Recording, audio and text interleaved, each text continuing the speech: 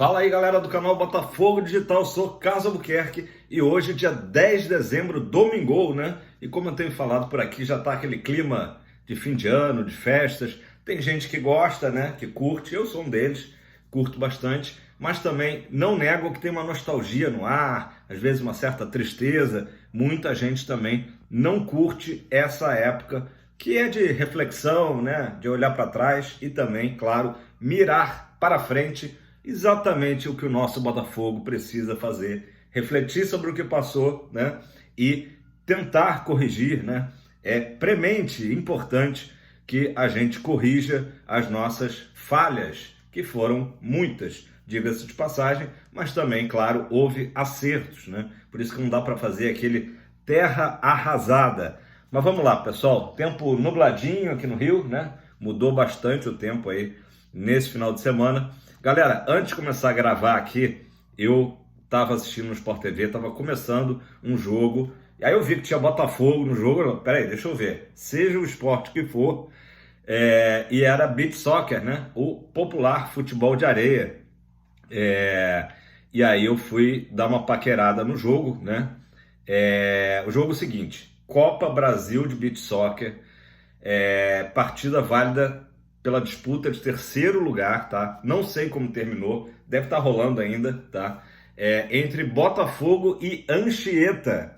Não me perguntem da onde é o Anchieta, tava quase começando o jogo ali quando eu sintonizei. Começou a bola a rolar na areia da praia de Botafogo, tá? O torneio tá rolando lá. E o primeiro lance, o Anchieta abriu o placar. Olha, a vontade é de xingar, né? Botafogo parece que agora, em qualquer modalidade que ele jogar, deu o apagão, né? O apagão, ele contagiou até o futebol de praia. Meu Deus do céu, tomara que o Botafogo tenha virado o jogo. Como eu falei, não acompanhei, não sei como é que ficou, mas deu uma sensação de que o Campeonato Brasileiro não tinha terminado, porque eu ainda estava vendo um jogo do Botafogo no Campeonato Brasileiro. Primeiro lance, primeiro chute a gol, gol do Anchieta. Complicado, minha gente.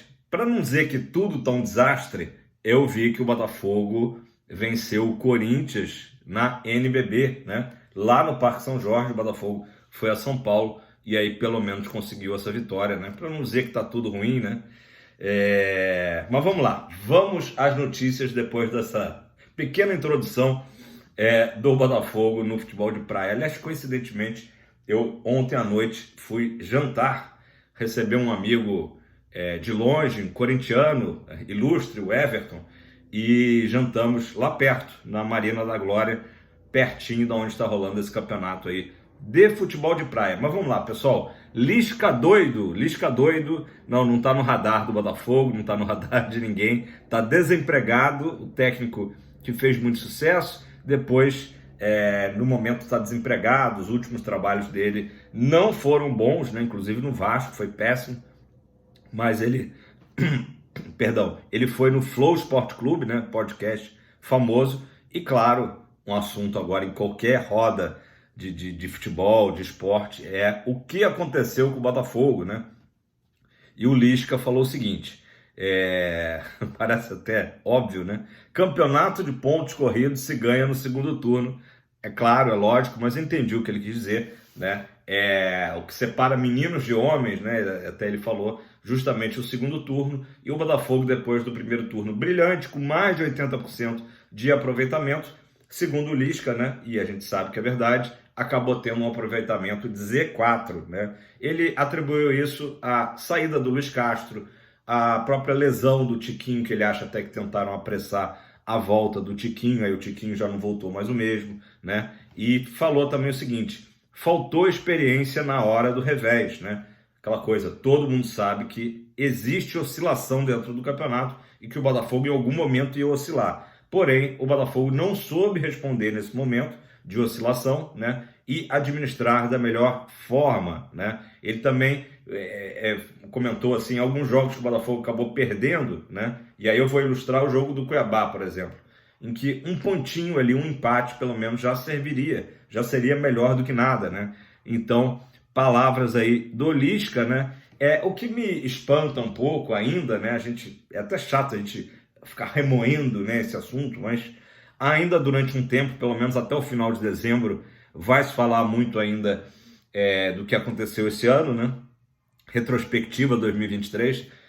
Eu acho que essa queda do Botafogo, se fosse na época pré-SAF, a gente poderia até apontar assim, olha, era o Botafogo antigo, que não soube lidar com o protagonismo, né? Que é uma coisa muito importante a gente pensar nisso. Se o Botafogo quer, nos próximos anos, ser um protagonista do futebol brasileiro, ao lado do próprio Palmeiras, do Galo, do nosso rival Flamengo, né? Do Grêmio, se o Botafogo quer ser um protagonista, ele tem que saber lidar com isso, né? O Botafogo foi o grande assunto de 2023. Todo mundo falando. Agora, claro, nos últimos dias, semanas, virou, né, a alegria das outras torcidas, mandar meme, né?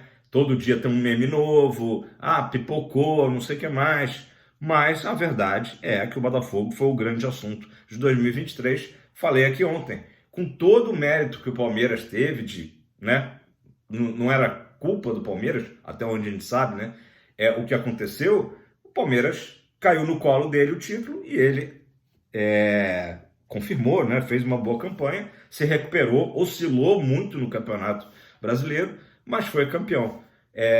Então, assim, o Botafogo precisa saber lidar com esse protagonismo. Mas aí, voltando ao raciocínio, o Botafogo da SAF, a gente não esperaria esse tipo de não saber administrar da melhor forma, como se referiu o Lisca, né? Pelo menos assim que eu vejo. A torcida do Botafogo, em vários momentos da campanha, ela foi detectando essas oscilações.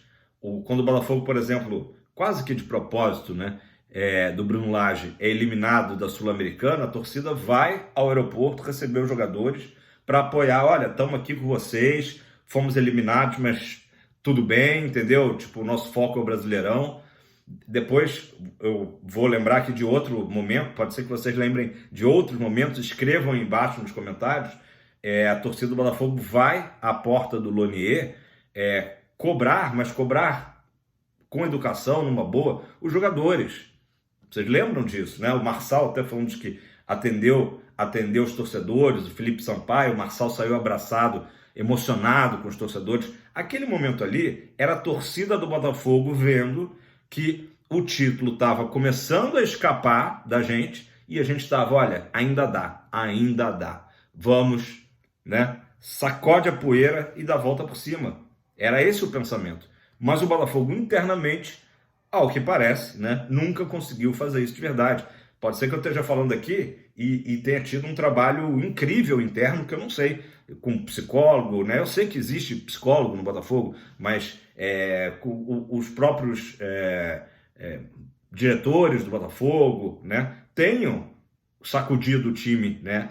Não chegou a gente essas informações. Pode ser que eles tenham feito isso. Não estou dizendo que não fizeram, mas a verdade é que, de uma forma ou de outra, não surtiu efeito. Vou lembrar de outro momento também marcante.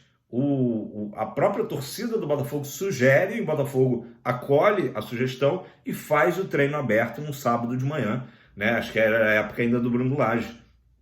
E bota mais de 7 mil torcedores assistindo um treino aberto do Botafogo. Então foram momentos em que a torcida detectou que a coisa, né, não estava indo bem e que precisava dar essa sacudida, né? Em bom português, a vaca estava indo para o brejo. A torcida detectou isso. Nós, torcedores, vimos isso, né? Peraí, fizemos um puta de um primeiro turno, recordista, 47 pontos, mais de 80% de aproveitamento. Vamos deixar esse campeonato escapar no segundo turno? Não vamos conseguir fazer uma campanha minimamente ali de 45% de aproveitamento, que nos daria o título, nos teria dado o título, né? Então, assim, a gente detectou agora, é incrível que não tenha, né, nada mudado, enfim. É um assunto que eu até falo assim, não vou mais falar com vocês sobre esse assunto, porque acaba, né, mexendo muito com a gente. E a coisa é séria, gente. Assim, ontem eu também brinquei aqui com a coisa do não estar conseguindo dormir, né? Ontem eu não consegui dormir por causa da minha cachorrinha, que estava agitadíssima. Mas assim, o Botafogo continua ainda, né? Eu não sei vocês, mas Eu acredito que também, né? Se a gente acorda no meio da noite, começa a pensar em Botafogo, o cara pira, né? E não consegue mais dormir. Vamos lá, vamos seguir aqui dentro do possível. Galera, o programa Seleção Sport TV fez jus ao seu nome, né? Seleção, e escolheu ontem a seleção do campeonato, tá? Programa que é comandado pelo André Rizek e que tinha na bancada ontem, na verdade, o Alexandre Losetti, Martim Fernandes e o Rodrigo Coutinho. Ficou assim a seleção do Campeonato Brasileiro, tá? Baseado nos jogadores que eram eleitos, né, a cada rodada, enfim, eram os candidatos para cada posição. Everson, goleiro do Atlético Mineiro, depois o Mike, lateral direito do Palmeiras, Adrielson, o único representante do Botafogo na seleção, né, do programa Seleção, a mesma coisa que já tinha acontecido na Bola de Prata da ESPN, e fazendo dupla de zaga com o Adrielson, o Beraldo do São Paulo. Na lateral esquerda, o Piquerez, jogador palmeirense. Meio de campo, quase todo também do Palmeiras, Zé Rafael, Rafael Veiga e depois o Paulinho do Galo. Um voto muito justo, né, do Paulinho. Depois ainda também do Galo, o Galo aí fazendo um pouco frente ao Palmeiras nessa seleção. O Hulk, né, no ataque, o garoto Hendrick, palmeirense, e o veterano Luiz Soares do Grêmio. O técnico foi o Abel Ferreira, naturalmente, né? Não foi o Bruno Lage, gente. O revelação, jogador revelação, enquanto na Bola de Prata da ESPN foi o próprio Hendrick, segundo aí a galera do Sport TV, a revelação foi o jovem jogador do Corinthians, né, o meia Gabriel Moscardo, de apenas 18 anos. Curiosidade sobre o Gabriel Moscardo, ele concilia sua carreira profissional, né, que está aí no início e já de muito sucesso, com a faculdade de administração. Ele administra mesmo. Trocadilhos à parte. Galera, vamos lá. Esse embate todo do John Textor com a arbitragem brasileira não tem data para terminar. Continua, né? Há 2 dias atrás, a Abrafute lançou uma nota rebatendo o Textor, mas já começava a nota errada, né? Porque chamava o Textor de presidente do Botafogo, né? Obviamente todo mundo sabe que o Textor não é o presidente do Botafogo, ele é o acionista majoritário, tem 90% das ações do Botafogo, o presidente é o Durcésio, né? Mas enfim, então ontem foi a vez do Textor rebater a nota da Abrafute e eu vou então abrir aspas aqui para John Textor. Cabe a uma associação de árbitros participar de debates nas redes sociais. Humildade e responsabilidade é o que o Brasil espera. O STJD já criticou o VAR por cartão vermelho inválido, que prejudicou o Brasileirão. Está falando do vermelho para Adrielson, né? Apenas admita o erro e prometa melhorar. Foi a nota do John Textor. O John Textor que ficou ainda mais pistola, mas também reforçou a sua tese, né? Naturalmente, quando teve recentemente, vocês lembram, aqui no Rio de Janeiro, o julgamento do STJD, das falas do próprio Textor, das reclamações do Botafogo pós-jogo com o Palmeiras, né? E nesse julgamento, os auditores do STJD que estavam presentes consideraram que a expulsão do Adrielson foi exagerada e errada, já que o lance do Adrielson, né, da expulsão, foi considerado uma oportunidade, né, que não era clara e manifesta de gol. Né? Foi um lance pela lateral, e até se for puxar pela memória, ele até acerta a bola antes, né? Antes de acertar o jogador do Palmeiras, o Adrielson acerta a bola, e naturalmente os auditores do STJD, como todo mundo, né, com um mínimo de conhecimento de futebol, já tinha visto que foi um exagero o VAR ter recomendado o vermelho, né? Só para contextualizar, lembrar, na hora da partida o juiz tinha marcado só a falta, nem amarelo tinha dado, né? E o mais justo ali era o amarelo, que estaria de bom tamanho. O VAR chama, recomenda a expulsão, o Abel Ferreira está ali na beirada do campo, pistola, né? Pressionando o árbitro pela expulsão, e ele acaba expulsando. E é isso aí que o Textor está falando indiretamente, né? era o jogo mais importante do campeonato e que essa expulsão, obviamente, prejudicou e muito o Botafogo. Ah, mas o Tiquinho poderia ter feito gol de pênalti? Poderia, mas uma coisa é uma coisa, outra coisa é outra coisa. Foi realmente uma expulsão muito importante, né, para o desenrolar de todo o campeonato, e o Textor vai continuar batendo. Ele não promete, ele não vai recuar, né? Ele vai continuar falando bastante de arbitragem e cobrando melhorias da arbitragem do futebol brasileiro. E realmente foi estranha essa nota da Abrafut, como eu disse há 2 dias atrás, só falando, né, contra o Textor, contra o Botafogo, quando outros clubes já reclamaram de arbitragem, nada foi feito pela Abrafut. Então parece que o Botafogo cada vez mais também vai ser alvo da Abrafut, né? Por isso que a gente tem que ficar ligado, né? Mas o Textor tá na dele, tá certo, de defender os direitos do Botafogo, né? Com unhas e dentes, mostrar que a gente também, né? De novo, aquela história, não podemos esconder os erros que o Botafogo teve tecnicamente, enfim, e que causaram, né,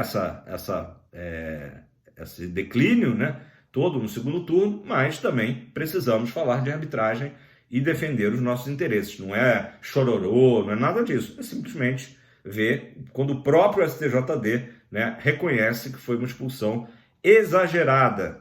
Pessoal, vamos falar um pouco de 2024, senão a gente fica preso em 2023. A gente, claro, vai ainda, em alguns momentos, retornar a falar desses assuntos, porque, né, ainda está muito recente. O Botafogo já está de férias desde o jogo contra o Internacional, os jogadores já têm postado fotos viajando, né, indo para diversos locais. Vi que o Matheus Nascimento postou foto no aeroporto, o Carlos Alberto já postou foto lá na praia de Pipa, né, belíssima praia de Pipa no Rio Grande do Norte. Enfim, vários jogadores aí em clima de férias. E o Botafogo se reapresenta no dia 7 de janeiro, tá? É a data marcada para a reapresentação, sendo que 10 dias depois já começa o Campeonato Carioca. O Thiago Nunes não vai ter nem tempo de fazer uma pré-temporada, ele até já comentou sobre isso na última coletiva de imprensa. Então, a tendência, tá? Que inclusive é a notícia do GE, é que o Botafogo vai mesclar nesse início de treinamentos com a equipe B, né? Qual é a equipe B do Botafogo? É a equipe Sub-23. Então vai usar algumas peças ali do Sub-23 para iniciar o Campeonato Carioca, tá? A data que tem que estar na nossa mente, do Thiago Nunes principalmente, né? É 21 de fevereiro, que a gente vai ver, não está tão longe assim, né? O Botafogo se representa 7 de janeiro, 21 de fevereiro, né? Ali cerca de 40 dias depois, já temos o nosso primeiro compromisso pela Libertadores, pela pré-Libertadores. Inclusive o canal do Manel trouxe no Instagram a notícia ontem de que Colo-Colo do Chile, tradicionalíssimo Colo-Colo, e também o não menos tradicional Nacional do Uruguai, tá? Estarão no pote A, ou seja, na segunda fase, né, na fase final da pré-Libertadores, podem ser adversários do Botafogo. Relembrando que o Botafogo já teve pedreiras aí também, Olímpia, né? Enfim, o próprio Colo-Colo, se não me engano, na Libertadores 2017. O GE, galera, para a gente finalizar aqui, fez um raio-x do elenco do Botafogo, tá? São 34 jogadores que o Botafogo tem nesse momento, tá? E uma folha salarial na casa dos 11 milhões de reais, tá? Isso porque o Textor já, no ano passado, revelou que estava na casa dos 130 milhões anual, né? Então, fazendo a matemática, dá mais ou menos 11 milhões de reais por mês. E, obviamente, o Botafogo vai perder algumas peças, né? E agora precisa repor urgentemente. Até o Textor falou que o Botafogo seria agressivo nessa janela. Vamos ver, até agora só especulações, né, do time titular. 3 jogadores já é certeza que são que estão de saída, né? Só para repetir aqui o que a gente já sabe: Lucas Perry, Di Plácido e Adrielson. Esses não continuam no Botafogo, então de cara já tem 3 jogadores aí do time que terminou como titular, né? Galera, tem um pessoal que está com contrato com o Botafogo só até o dia 31 agora de dezembro, ou seja, acabou 2023, acabou o contrato de empréstimo. São situações diferentes, mas eu vou falar aqui essa galera, muito provavelmente quase todos não continuarão no Botafogo, tá? Vamos lá. Encabeçando a lista, Diego Costa, Gabriel Pires, que eu falei aqui ontem no canal, o Di Plácido, que eu acabei de citar, o Lucas Fernandes, que a gente também sabe que voltará para o Portimonense de Portugal, o Luiz Henrique, que é uma situação que eu vou comentar nos próximos dias com mais calma, tá? E fechando a lista, Rafael e Carlos Alberto. Esses dois últimos nomes são, ao meu ver, hoje os jogadores que têm chance de continuar. Rafael praticamente certo, já conversa com o Botafogo há um tempo para fazer um contrato de 1 ano e aí encerrar a carreira no final de 2024, tá? Rafael que, como todo mundo sabe, está aí em fase final de recuperação, né, da lesão que ele teve, se não me engano, no jogo contra o Vasco, né? E o Carlos Alberto é um jogador que estava emprestado, né? Está emprestado pelo América Mineiro, encerra agora o empréstimo e o Botafogo tem interesse sim de ficar com o jogador, adquirir o jogador por $1 milhão, certo? Os outros jogadores, a tendência é que eles saiam. Como eu disse aqui, depois eu falo durante a semana a situação do Luiz Henrique, beleza? Com mais detalhe. Galera, janela agressiva do Botafogo, estamos esperando, estamos aqui esfregando as mãos, aguardando notícias. A única notícia que teve também agora esses dias, mas não de chegada, mas de saída, seria o interesse do Corinthians no Júnior Santos. Primeiro foi o site Gol que trouxe a informação e depois teve um outro site, se não me engano, Nosso Timão, né, um blog dedicado ao Corinthians, disse que não existia esse interesse pelo Júnior Santos. Fato é que o Júnior Santos, acredito que permanecerá no Botafogo. É um jogador que teve também altos e baixos, né, mas que, de modo geral, acho que é um bom nome aí para manutenção do elenco, né? Tem aqueles outros nomes também que eu vou falar com mais tranquilidade aí também durante esse mês de dezembro, que são jogadores aí que talvez não tenham clima para continuar no Botafogo. Não creio que seja o caso do Júnior Santos. Acho que o Júnior Santos é um cara que pode ser ainda muito útil ao Botafogo. Comenta aí embaixo o que você acha. Se o Jacaré, Júnior Santos, o Raio, deve permanecer em 2024, eu acho que sim. Beleza? Tamo junto, galera. Um domingo abençoado aí, de muita paz, tranquilidade, confraternização e reflexão para todos. Tamo junto. Fogão!